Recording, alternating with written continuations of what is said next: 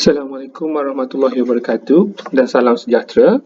Untuk hari ini saya akan ceritakan berkenaan dengan PLC berkaitan dengan kelas dojo yang saya gunakan untuk merit-demerit di dalam kelas, ya, terutamanya dalam kelas pelajar PISMP dan juga PPISMP. Jadi langkah pertama adalah bagaimana untuk kita daftarkan login kelas dojo. Kalau kita lihat dekat sini, kita ada untuk kelas dojo, ini laman web kelas dojo. Kita hanya perlu sign in, either kita adalah teacher ataupun parent ataupun student. Ya. Jadi kita sebagai pensyarah, kita boleh login sebagai teacher. Kita daftar dulu sebagai teacher. Macam saya dah masukkan kelas dojo saya di dalam saya punya Google Classroom. Jadi dalam Google Classroom saya dah linkkan kelas dojo, ya. Saya dah linkkan kelas dojo dan pelajar hanya perlu klik dekat situ untuk melihat bagaimana merit-demerit dijalankan di dalam kelas. Okey, sebenarnya untuk kelas dojo saya ada dua kelas pelajar PPISMP tahun lepas dan dua kelas PISMP untuk subjek MTS 3023. Okey. Untuk kelas dojo, bagaimana kita nak daftarkan kelas baru? Kita hanya klik dekat new class. Lepas tu kita boleh daftarkan kelas kita mengikut kalau kelas MT1 SEM 1 ikut subjek, kita boleh daftarkan ikut subjek. Lepas tu grade tu kita boleh kita ambil others, grade tu kita ambil others sebab kelas dojo sebenarnya sesuai untuk pelajar sekolah rendah, tapi saya gunakan kelas dojo ini untuk kita melakukan merit-demerit kepada pelajar PISMP ataupun PPISMP semasa PDPR online, ya. Sebenarnya untuk kelas dojo kita boleh juga sharekan kepada parent. Tapi untuk saya, kita tak share lah, kita hanya berurusan dengan kita punya pelajar. Jadi kita bila create, kita dah masukkan pelajar-pelajar kita. Contohnya lah, saya create satu kelas lah. Saya create MT2. Select grade is others. Lepas tu don't share points with parent. Create class. Jadi macam mana kita nak masukkan pelajar kita dalam sini? Ada dua cara. Pertama adalah kita boleh masukkan satu persatu ataupun paling senang adalah kita import daripada Word ataupun kita import daripada Excel. Kita import daripada Word ataupun kita import daripada Excel. Contohnya daripada Excel, kita klik, kita masukkan senarai nama, kita import, dia akan keluar exactly seperti senarai ini. Ini macam yang saya dah gunakan di dalam kelas. Exactly keluar seperti ini. Jadi pelajar, bagaimana pelajar nak, macam kita nak libatkan pelajar, dekat sini kita boleh, pelajar sebenarnya perlu sign in sendiri. Pelajar perlu sign in sendiri dan perlu login sendiri menggunakan email e-pembelajaran D5 sebab kelas dojo ni dia mesra kepada email pembelajaran kelas D5. Kita ambil permission daripada ibu bapa. Kita ambil this one. Sebenarnya kalau dekat sini kita boleh tekan share macam Audrey Ting Siong Bin ni, kita boleh share dan kita hantar copy message ini kepada pelajar. Satu persatu. Nanti pelajar akan terima dan dia hanya tinggal klik di link tersebut, lepas tu dia daftar as a student. Tapi untuk memudahkan kerja,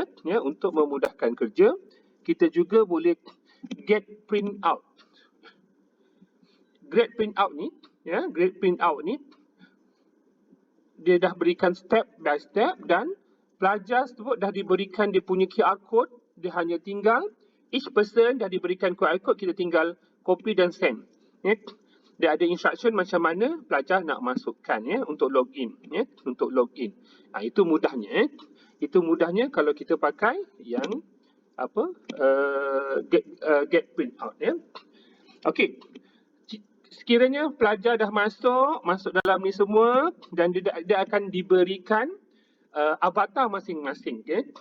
Avatar masing-masing. Untuk avatar, avatar tu maksudnya adalah this one. Sebab tu saya suka benda ni kerana kalau diperlihatkan dia memberikan imej-imej ceria, perwakilan bagi setiap pelajar. Macam saya, dia akan automatik tapi kita boleh ubah. Dia akan automatik sebabnya saya akan grupkan mereka. Saya akan grupkan mereka mengikut lambang-lambang avatar masing-masing.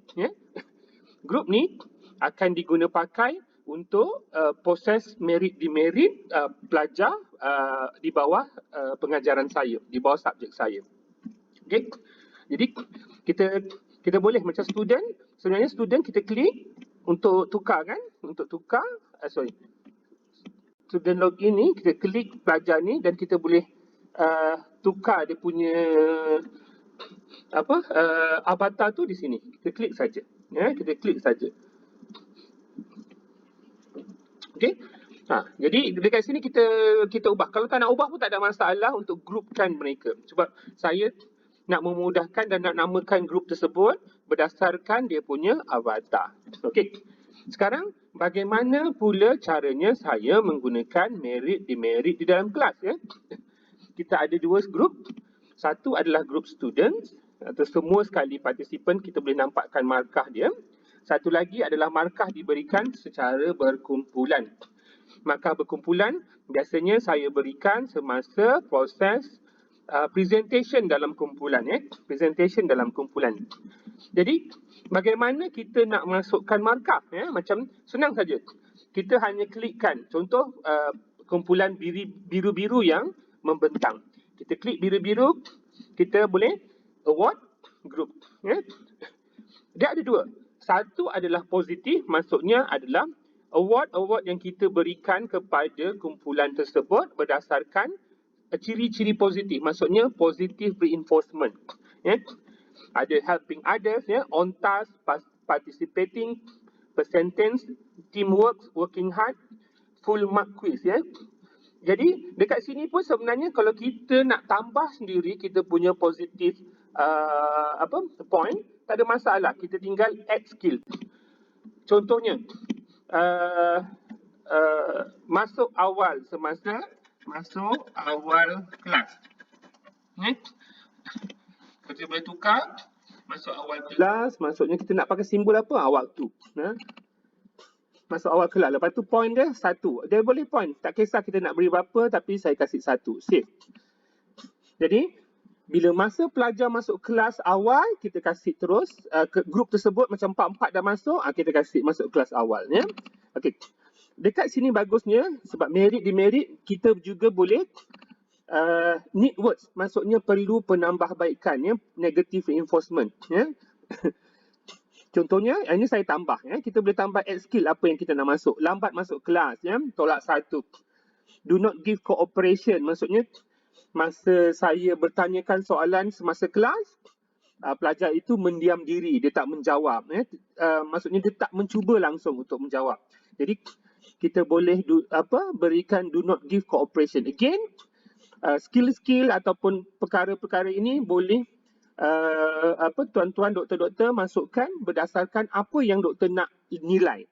Tak ada masalah, tak ada masalah. Jadi dia ada positif dan dia ada need to works, maksudnya penambahbaikan yang boleh dibuat. Jadi apa perlu, maksudnya kita dah tahu tadi, just tekan satu je, on task. Ini tadi. Okey.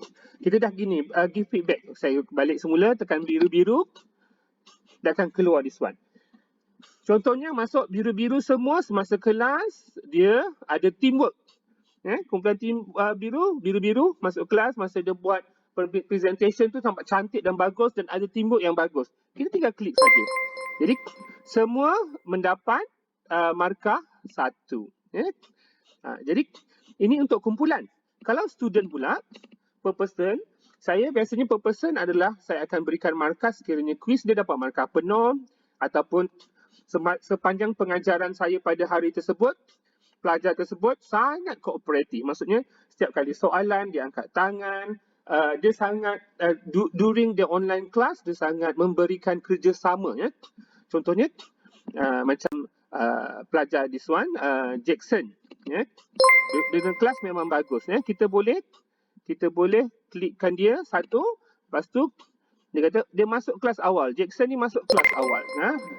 Jadi dia dapat plus 1 marks untuk masuk kelas awal ya. Perkara ini perlu saya lihat supaya nanti semasa penghujung semester saya akan berikan token kepada pelajar yang terbaik, yang maksudnya mendapat markah yang tinggi, dan juga kepada ahli kumpulan yang memberikan kerjasama semasa PDPR sepanjang semester berlaku. Jadi inilah dia punya merit demerit yang saya gunakan semasa di dalam kelas.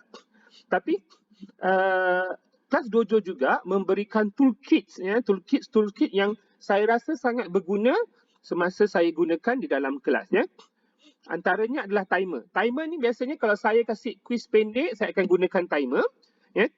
15 minit, 30 minit, 1 minit, 5 minit, 10 minit. Ini kita boleh tambah, tak ada masalah ya. Jadi dia akan countingkan untuk kita ya, supaya habis je masa this one dah paparkan pada Google Classroom kita. Jadi masa quiz tadi pun dah tamat ya. Sebenarnya ini sesuai untuk digunakan. Saya memang ajar Google Class kelas dojo ni kepada pelajar-pelajar praktikum saya untuk digunakan di dalam kelas. Ya. Okey.